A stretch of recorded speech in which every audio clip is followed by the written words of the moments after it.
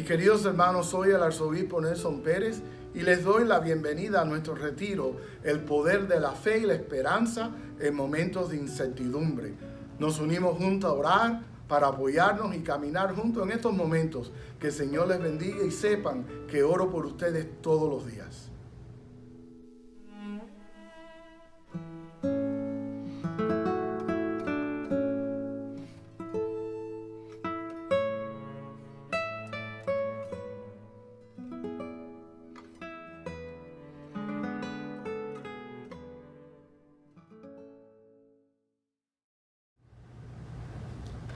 Saludos a todos.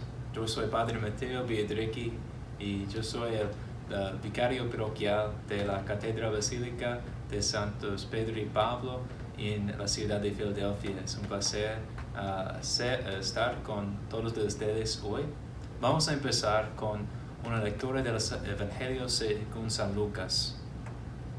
Un día, Jesús subió con sus discípulos a una barca y les dijo: pasemos a la otra orilla del lago. Ellos partieron y mientras navegaban, Jesús se durmió. Entonces se desencadenó sobre el lago una fuerte tormenta.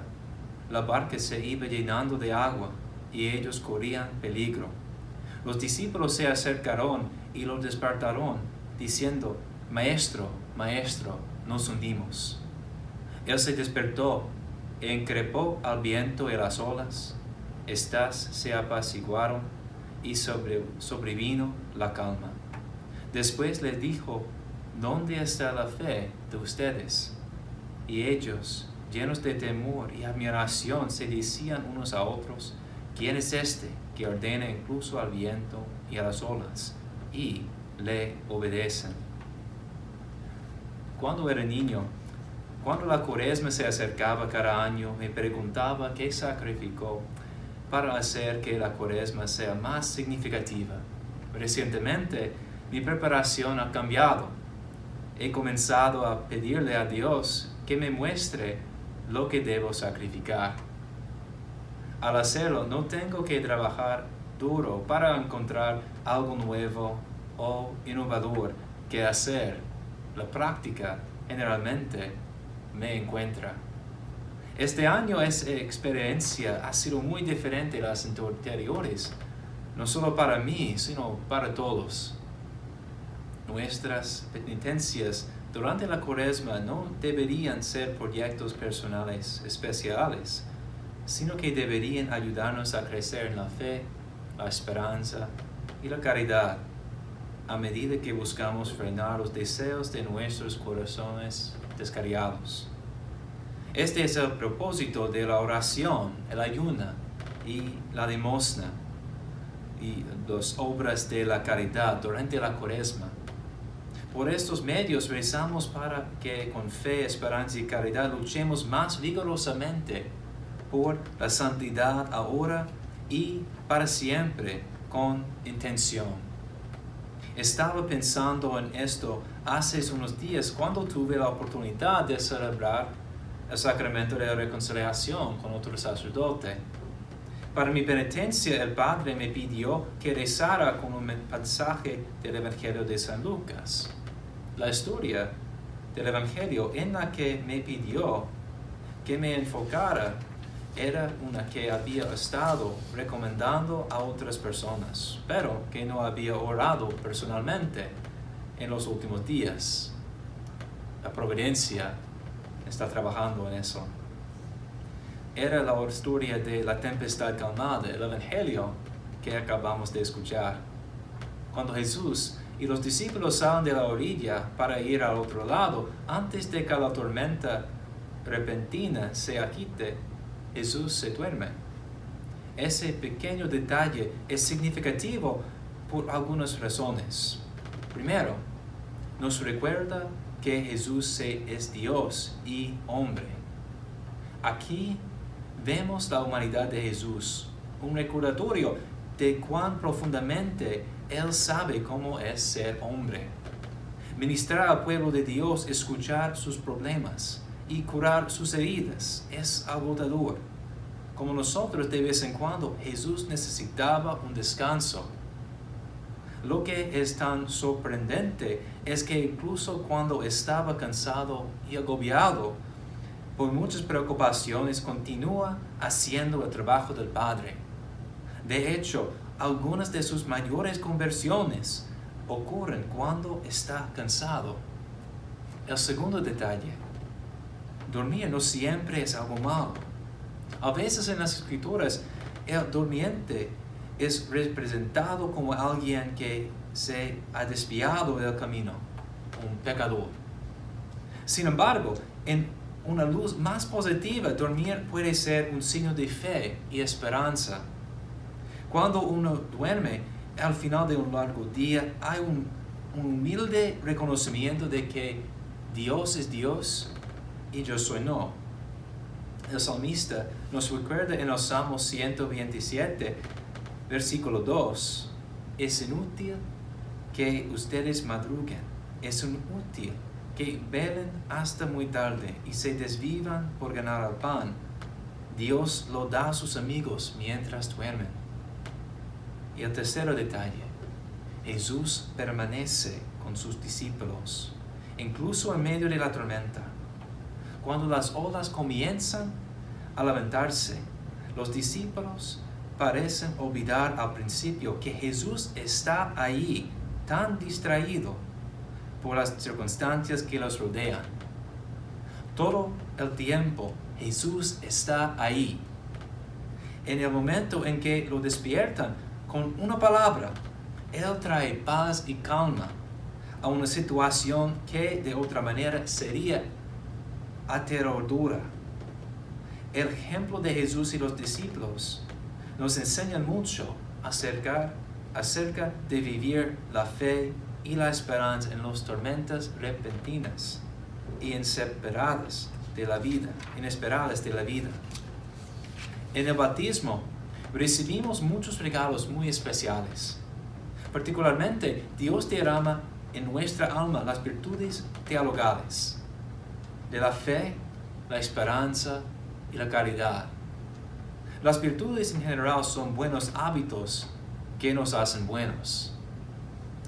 Esas virtudes que nos dio Dios nos hacen sobrenaturalmente buenos, como Dios es bueno. El Evangelio y los escritos de los santos nos ayudan a comprender el significado de cada una de estas virtudes. El Catecismo de la Iglesia Católica resume el significado de cada uno de esta manera. Primero, la fe.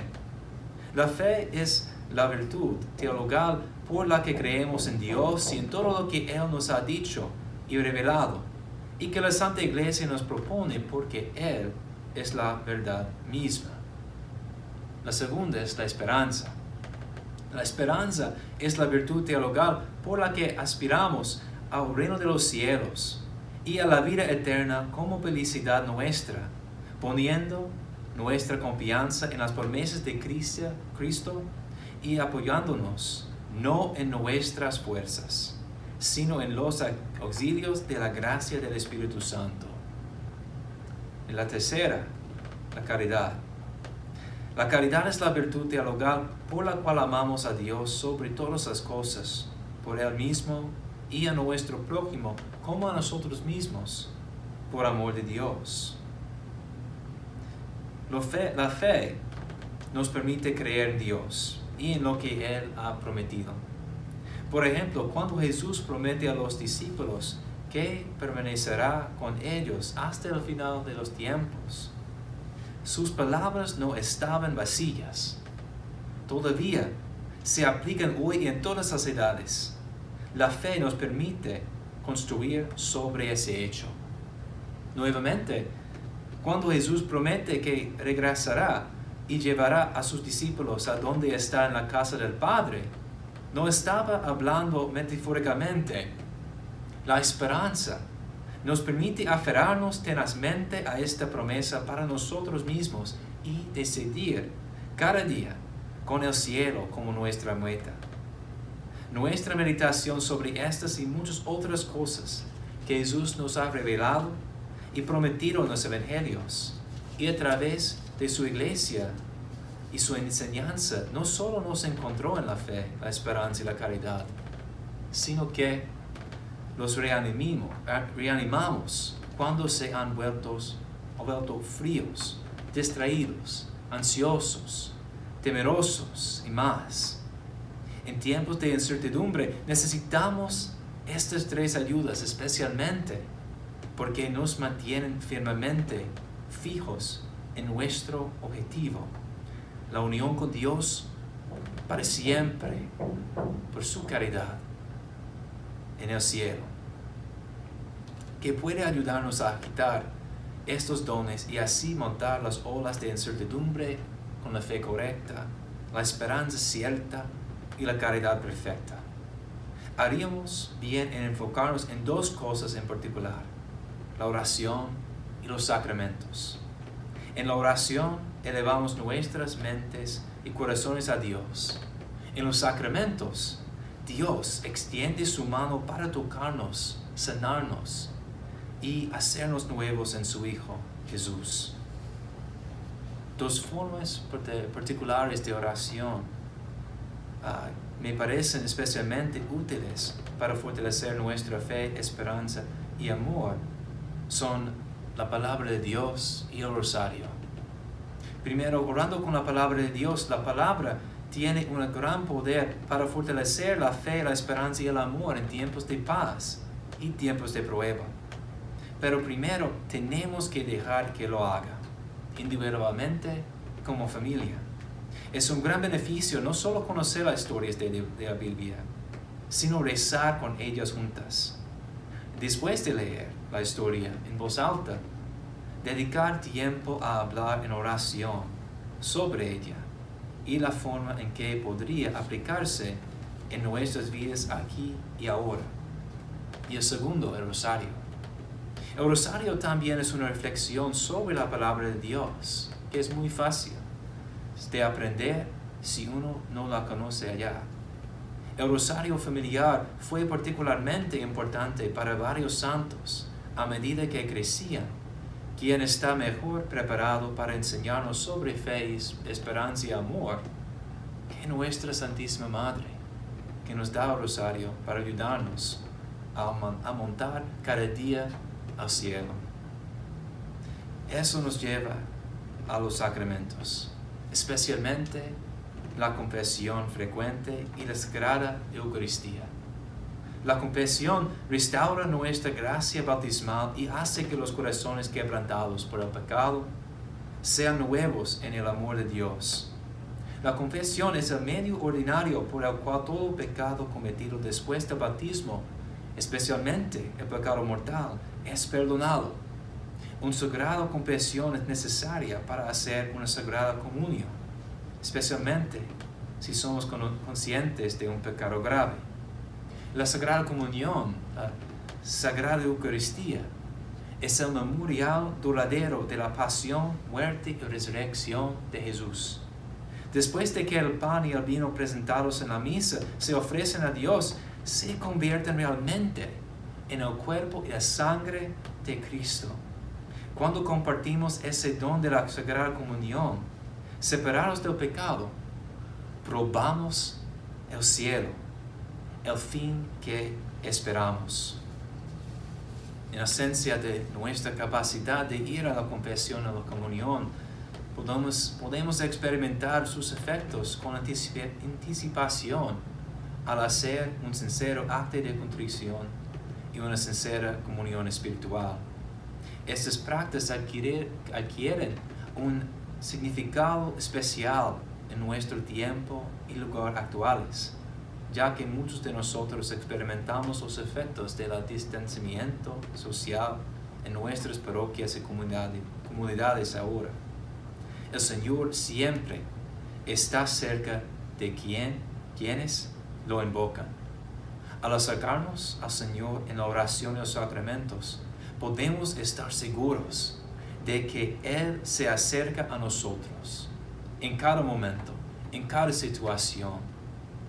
Ese conocimiento produce una paz que lo convierte en un verdadero descanso en la fe correcta, la esperanza cierta y caridad perfecta, que ahora la tormenta puede perturbar.